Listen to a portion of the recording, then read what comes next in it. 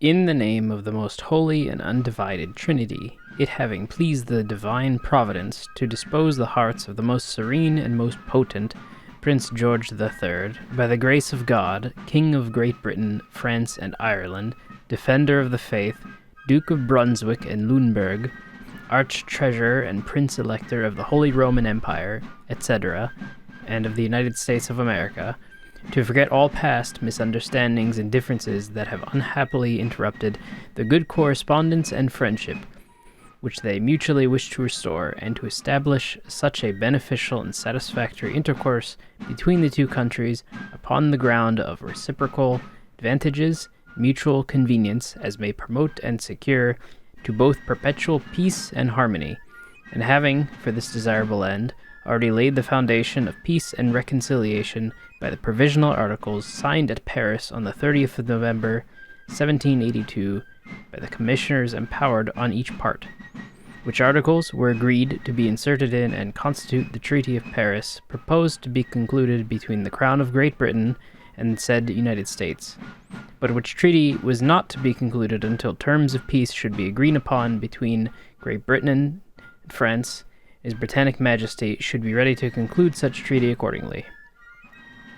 And the treaty between Great Britain and France having since been concluded, His Britannic Majesty and the United States of America, in order to carry into full effect the provisional articles above mentioned, according to tenor thereof, have constituted and appointed,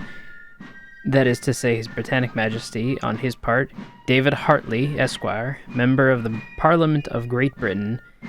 and the said United States, on their part, John Adams, Esquire, late a commissioner of the United States of America at the Court of Versailles, late delegate in Congress from the state of Massachusetts, and Chief Justice of the said state, and Minister Plenipotentiary of said United States, to their high mightiness the States General of the United Netherlands, Benjamin Franklin, Esquire, late delegate in Congress from the state of Pennsylvania, President of the Convention of the said state, and Minister Plenipotentiary from the United States of America at the Court of Versailles, John J. Esquire, late President of the Congress, and Chief Justice of the State of New York, and Minister Plenipotentiary from the said United States at the Court of Madrid, to be plenipotentiaries for the concluding and signing the present definitive treaty, who after having reciprocally communicated their respective full powers, have agreed upon and confirmed the following articles.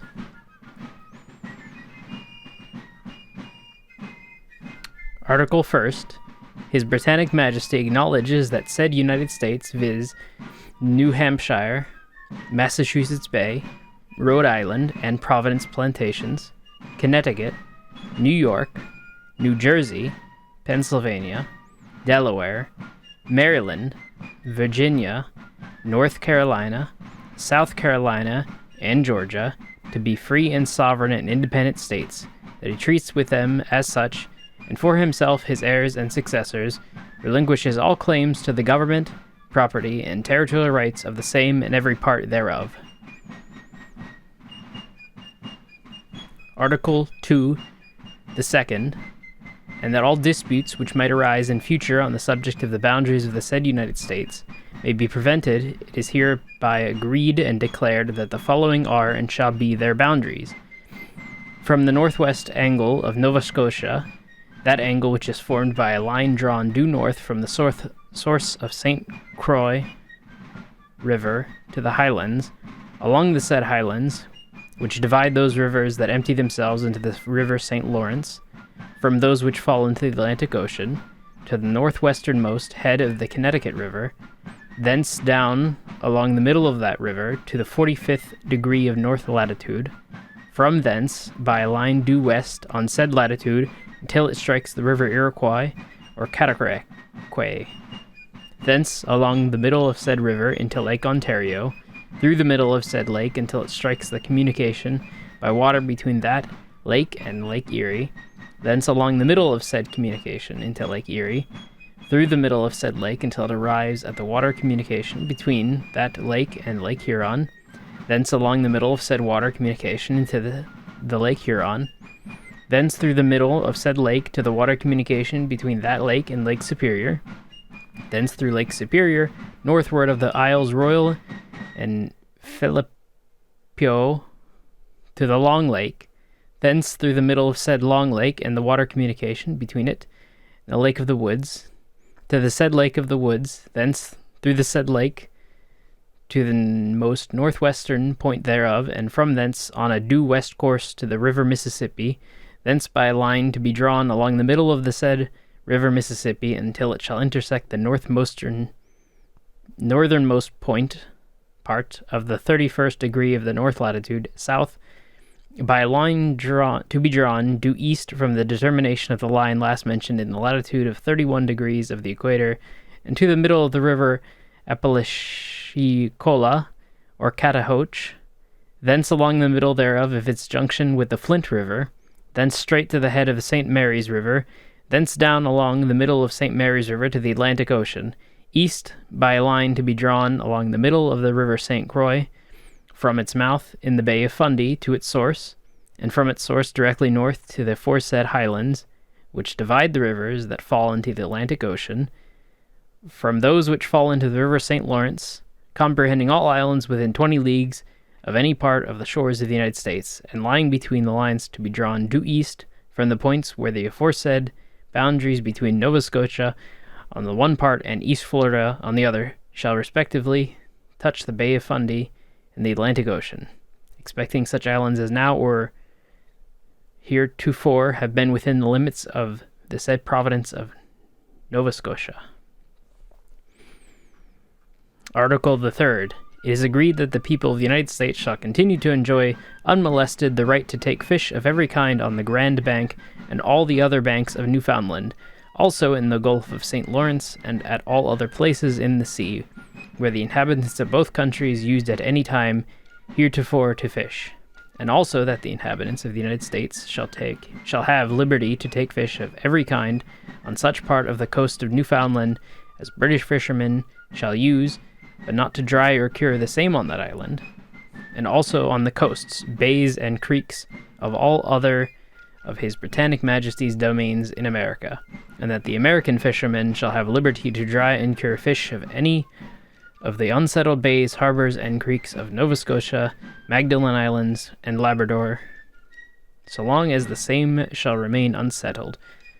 But as soon as the same or either of them shall be settled, it shall not be lawful for the said fishermen to dry or cure fish at such settlement without a previous agreement for that purpose with the inhabitants, proprietors, or possessors of the ground. Article the 4th. It is agreed that creditors on either side shall meet with no lawful impediment to the recovery of the full value in sterling money of all bona fide debts heretofore contracted.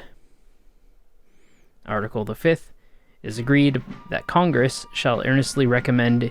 it to the legislatures of the respective states to provide for the restitution of all estates, rights, and properties which have been confiscated belonging to real British subjects, and also of the estates, rights, and properties of persons resident in districts in the possession of His Majesty's arms, and who have not borne arms against the said United States, and that persons of any other description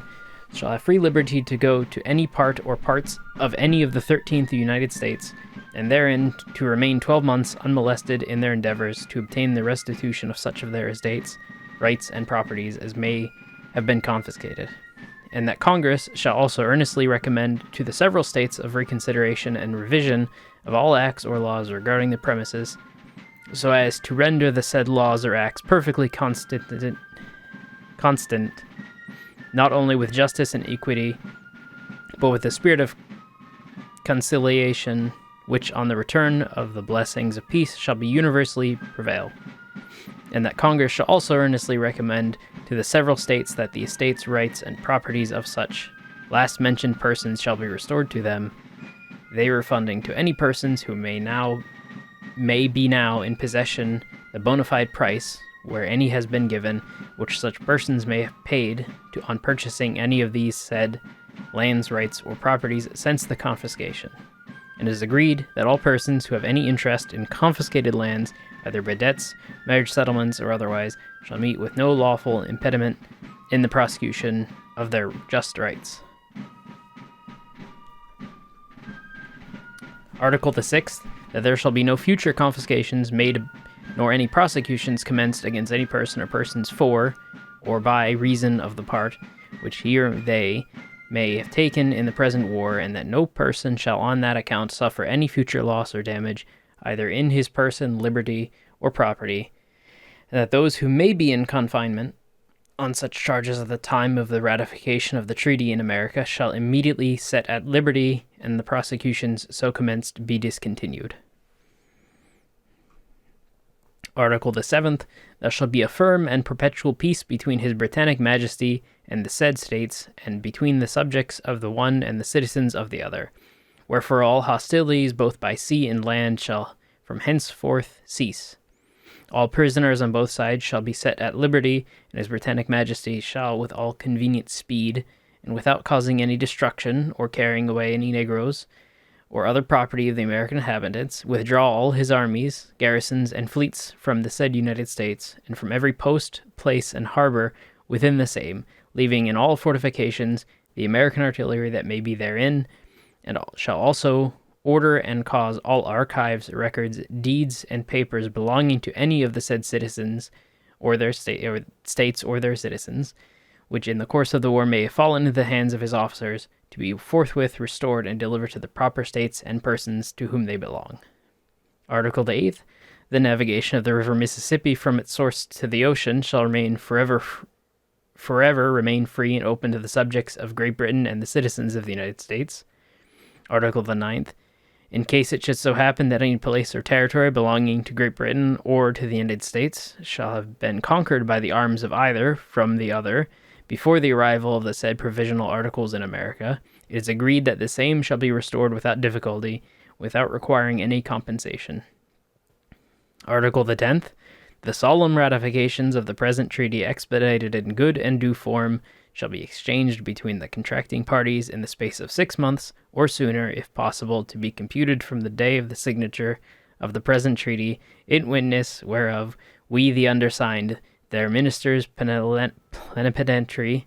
have in their name, and in virtue of our full powers, signed with our hands the present definitive treaty, and caused the seals of our arms to be affixed thereto,